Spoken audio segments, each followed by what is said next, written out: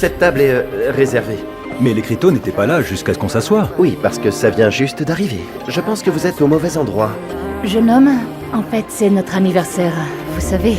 Mais le serveur affirme que cette table est réservée aux clients VIP. Alors que les deux camps n'arrivent pas à se mettre d'accord, le manager arrive soudain en courant. Et ce qu'il dit ensuite laisse le serveur complètement abasourdi. S'il te plaît, excuse-toi auprès de nos invités. Mais cette table est... J'ai dit maintenant.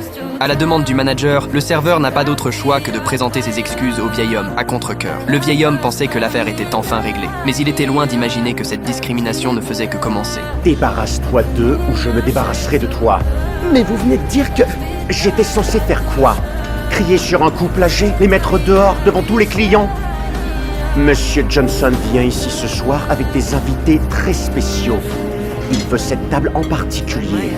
Libère-la. Le serveur apporte 2 cafés. Puis, profitant d'un moment d'inattention du vieil homme, il renverse volontairement le café sur la table. Cette scène met aussitôt le vieil homme hors de lui. Est-ce que vous vous moquez de nous? Chérie, s'il te plaît, ne t'énerve pas. Messieurs, s'il vous plaît, baissons un peu le volume et calmons-nous.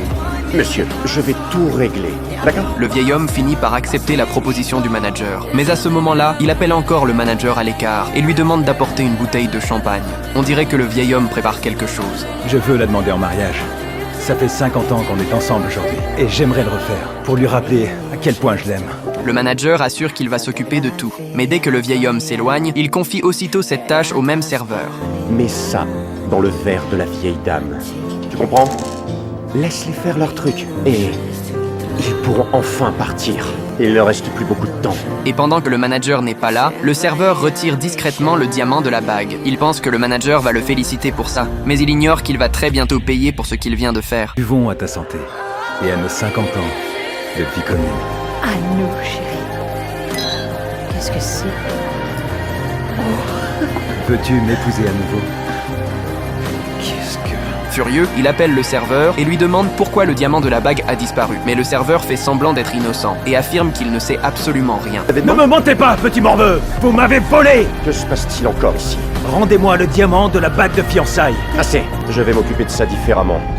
Hey Jack, j'ai quelques clients turbulents ici. J'ai besoin de ton aide. À cet instant, le vieil homme voit enfin le vrai visage du manager et du serveur de ce restaurant. Il n'a pas d'autre choix que de partir avec sa femme. Mais alors que le manager et le serveur se réjouissent encore de leur coup, ils ignorent qu'ils vont très bientôt payer très cher pour ce qu'ils ont fait aujourd'hui. Maman, papa, pourquoi êtes-vous venus si tôt? Je vous ai réservé une table pour 20 heures. Monsieur Johnson, vous êtes déjà là. S'il vous plaît, ne vous occupez pas de ces clients à problème.